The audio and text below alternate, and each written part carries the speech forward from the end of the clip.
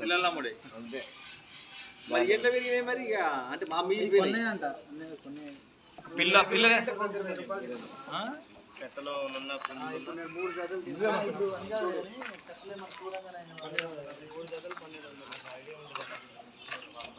మామూలు సాదా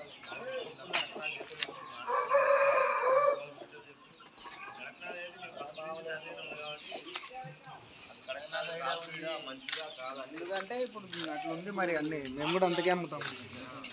ఎందుకు అమ్ముతానంటే పోయిన సంవత్సరం మంచిగా తెలియకుండా అంత